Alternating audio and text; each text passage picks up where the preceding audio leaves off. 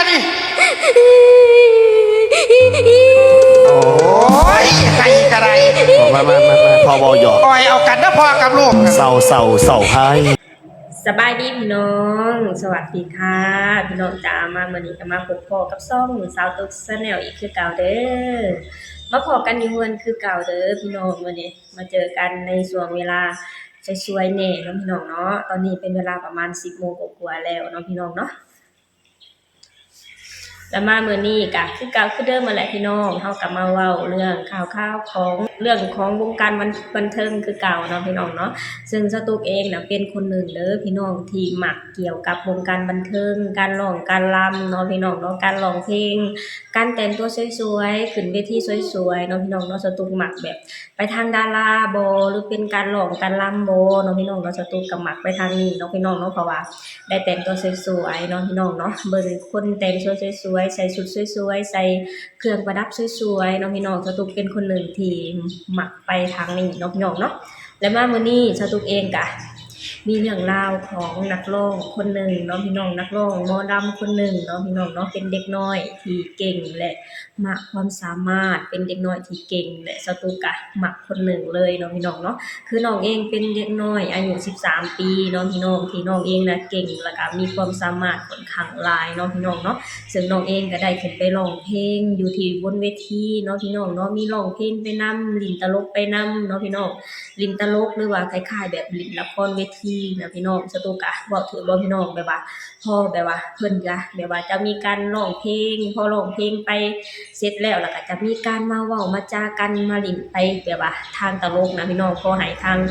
FC แฟนคลับอยู่หน้าห้านน่ะแบบว่าเบิ่งแล้วก็ตลกไปนำแบบนี้นะพี่น้องคล้ายๆแบบว่าพอร้องเพลงให้ทาง FC แฟนคลับแล้วก็มามอบความตลกให้ทาง FC แฟนคลับได้ยิ้มได้หัวกันแบบนี้นะพี่น้องก็จะเป็นประมาณนี้เนาะพี่น้องเนาะและเด็กน้อยที่สตุ๊กจะเอามาเว้าถึงในมื้อนี้นั่นก็คือน้องอาอายเนาะพี่น้องเนาะสกลนครเนาะพี่น้องเนาะสตุ๊กเองน่ะเป็นคนหนึ่งที่มักน้องเนาะพี่น้องเนาะน้องเป็นคนที่น่ารักสดใสร่าเริงเนาะพี่น้องเนาะและน้องเป็นคนที่เก่งและมีความสามารถเนาะพี่น้องคือสตุ๊กเองน่ะติดตามน้องมาตั้งแต่โดนๆพี่น้องตั้งแต่ข่าวที่น้องเข้าวงการใหม่ๆเนาะพี่น้องเนาะมาร้องเพลงกับพ่อเพิ่นใหม่ๆเนาะพี่น้องตั้งแต่ข่าวที่เพิ่นยังน้อยๆเนาะพี่น้องเนาะเห็นแล้วล่ะก็แบบว่าสตุ๊กรู้สึกว่าเด็กน้อยคนนี้เป็นเด็กน้อยที่เก่งและมีความสามารถเนาะพี่น้องน้องอายุบ่หลายเนาะพี่น้องเนาะแต่ว่าน้องเริ่มขึ้นไปร้องเพลงนำพ่อเริ่มขึ้นเวทีนำพ่อเนาะพี่น้องตั้งแต่ยังน้อยๆพู้นแหละเนาะพี่น้องเนาะคือย้อนไปหลายปีที่แล้วเนาะพี่น้องตั้งแต่สตุ๊กยังทำงานอยู่ที่ไทยเนาะพี่น้องคือทางพ่อของเพิ่นน่ะคือบอสโนกเนาะพี่น้องเนาะที่เพิ่นน่ะพาลูกน่ะขึ้นไปร้องเพลงนำก็จะมีการร้องไห้แหน่เนาะพี่น้องก็บ่ฮู้ว่าการร้องไห้นี่เป็นการแสดงหรือว่าจั่งใดเนาะพี่น้องเนาะแต่ว่าพอมีการร้องไห้แล้วก็จะมีการเล่นตลกไปนำเนาะพี่น้องเนาะน่าจะเป็นการแสดงของน้องนั่นแหละพี่น้องแต่ว่าน้องอายุแค่นี้น่ะน้องทำออกมาได้ดีแล้วก็เก่งเนาะพี่น้องเนาะอีกอย่างน้องก็แบบว่ามีพ่อที่คอยซิคอยสอนเนาะพี่น้องเนาะและสตุ๊กก็มักอีกอย่างหนึ่งก็คือน้องเป็นแบบว่ามีพ่อที่หน้าตาดีเนาะพี่น้องคือแบบว่าสตุ๊กเองก็มักเนาะพี่น้องเนาะและอีกอย่างน้องอาอายเองก็น้องก็เป็นเด็กน้อยที่มีความสามารถเนาะพี่น้องน้องเก่งทุกอย่างเลยพี่น้องการร้องการรำการเอนเตอร์เทน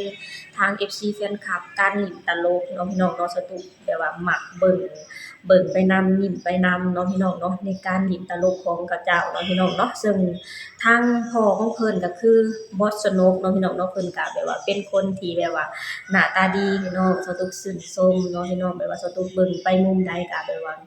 หน้าตาดีหล่อเนาะพี่น้องเนาะสตุ๊กมักเบิ่งเพิ่นเนาะพี่น้องเนาะแล้วก็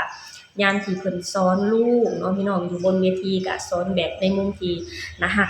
เนาะพี่น้องเนาะเบิ่งไปแล้วแล้วก็รู้สึกแบบว่ามักนะพี่น้องสตุ๊กเป็นคนหนึ่งที่มักเนาะพี่น้องเนาะและเพิ่นเองก็มีเวทีเป็นของตัวเองเนาะพี่น้องเนาะก็คือเวทีอลังการโชว์เนาะพี่น้องที่เพิ่นก็บางเทื่อเพิ่นก็ได้เชิญนักร้องหลายๆคนเนาะพี่น้องเนาะเวทีของเพิ่นก็เคยได้รับเชิญน้องธิดาลาวนะเพื่อไปร้องไปรำอยู่ที่เวทีเพิ่นเนาะพี่น้องเนาะสตุ๊กก็เบิ่งแล้วก็แบบว่ารู้สึกดีแล้วก็รู้สึกแบบว่ามักในเวทีนี้เนาะพี่น้องเนาะและน้องอาอายน้องก็เป็นคนที่เก่งมีความสามารถเนาะ น้องแสดงออกมาแบบใดก็เป็นตาม่วนเป็นตาฟังเนาะพี่น้องเนาะอีกอย่างหนึ่งก็คือน้องได้แบบว่าแสดงทุกวันแสดงทุกมื้อเนาะพี่น้องเนาะเพราะว่าน้องเองก็แบบว่ามีเวทีเป็นของตัวเองนะพี่น้องได้ขึ้นเวทีใหญ่ๆอยู่ตลอดเวลาเนาะพี่น้องจะต้องมักเบิ่งเวลาที่น้องขึ้นโชว์เวทีอลังการโชว์น่ะเพิ่นไปเปิดงานอยู่นั่นอยู่นี่เนาะพี่น้องเนาะคือแบบว่ามักสนุกมักเบิ่งเนาะพี่น้องเนาะเพราะว่าเวทีเพิ่นก็เป็นเวทีระดับประเทศเป็นเวทีที่ใหญ่เนาะพี่น้องการเปิดงานของเพิ่นก็โอ้พี่น้องอลังการสมชื่อของเพิ่นน่ะพี่น้องมีการโหนสลิงเนาะพี่น้องเนาะการแต่งองค์ทรงเครื่องของดาวเต้นหรือหางเครื่องของเพิ่นก็แบบว่างามอลังการเนาะพี่น้องเนาะมาบวกใส่นักร้องก็เป็นนักร้องที่มีคุณภาพเนาะพี่น้องเนาะอย่างเช่นน้องอาอายน้องอายุแค่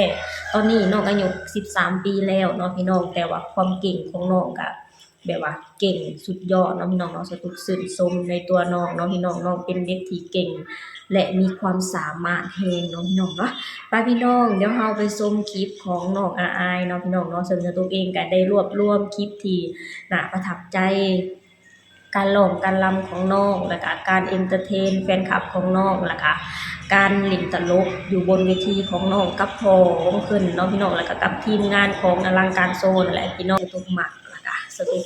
ประทับใจเนาะพี่น้องเนาะไปพี่น้องเดี๋ยวเราไปชมคลิปนี้ไปนำกันเด้อก่อนอื่นโมสตุกก็ต้องขออนุญาตนำเจ้าของคลิปนี่เด้อที่จะเอาคลิปหน้าหักของน้องอาอายออกมาให้ทางพ่อแม่พี่น้องได้เบิ่งได้ชมเนาะพี่น้องเนาะไปพี่น้องเดี๋ยวเราไปชมคลิปนี้ไปนำกันเลยเด้อ เศร้าเลยแล้วบ่เคยคิดค่าที่ใจบางนั้นแล้วเคยบ่คือเศร้าเคยแล้วเคยอุ้มมันช้าแล้วให้แล้วหน้าบ่อุ้มแทงต่อไว้พอได้ที่คือโชคดีต่อค่ะ เพลงไรบาทเลย อ๋อบ อเพลงสิรอบนะเพลงไร อ๋อยังพี่ เพลงสิรอบเดี๋ยวนี้นะ คือเพลงมันคืออ๋อยังพี่ เอาไว้ถือว่ามาจากเลยเนาะ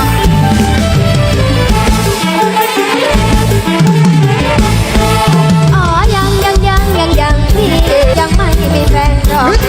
ต้องขอบอกให้รู้อย่าเชื่อรับรองใจหัวใจของน้องยังว่าง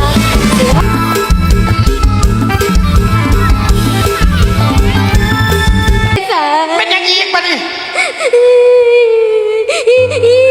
โอ้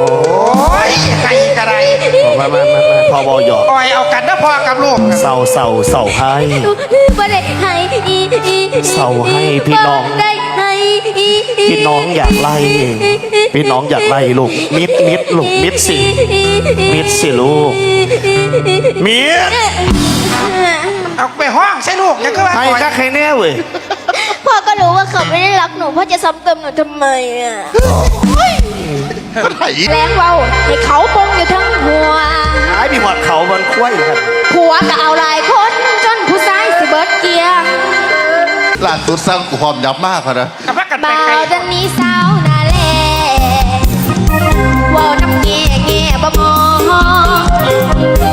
ขึ้นมอว่าดี มีจังเอิญพี่น้องยับมา ล่าสุดสร้างความยับมากพอนะ เอาพักกันไป บ่า ไกล วดันนี้สาวนาแล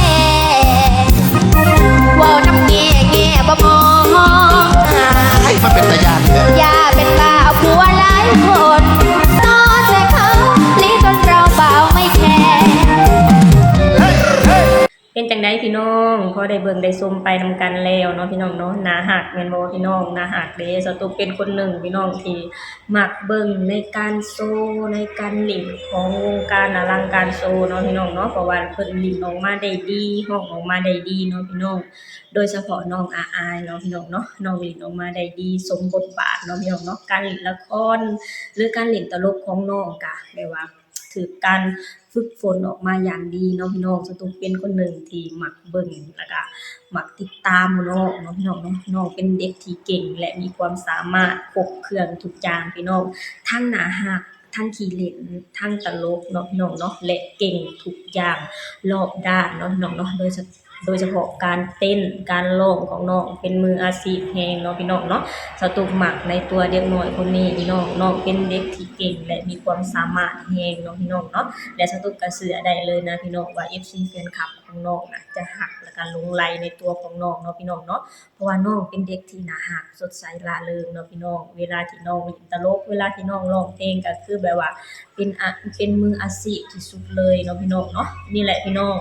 มื้อนี้สตุกเองก็พาพ่อแม่พี่น้องมาชมความน่ารักของน้องอายเนาะพี่น้องนักร้องวงหมอลำอลังการโชว์เนาะพี่น้องเนาะซึ่งน้องเองเก่งและมีความสามารถแฮงเนาะพี่น้องเนาะสตุกเองเป็นคนหนึ่งที่มักเบิ่งน้องเนาะพี่น้องมักเบิ่งคลิปของน้องเวลาที่น้องขึ้นร้องเพลงเวลาที่น้องเปิดโตขึ้นมาร้องเพลงเนาะพี่น้องเนาะแบบว่าเปิดโตได้อย่างอลังการเนาะพี่น้องเนาะมีการโหนสลิงอีกเนาะพี่น้องเนาะสตุกมักแล้วก็ชื่นชมในตัวของเพิ่นเนาะพี่น้องเนาะเด็กน้อยมหัศจรรย์เด็กน้อยที่เก่งรอบด้านแบบนี้เนาะพี่น้องเนาะนี่แหละพี่น้องมื้อนี้สตุกเองก็จะขอจบลงเท่านี้กันเด้อฝากให้พี่น้องช่วยกดไลค์กดแชร์กดติดตามในช่องสาวตุก Channel หน่อยเด้อสบายดีสวัสดีค่ะ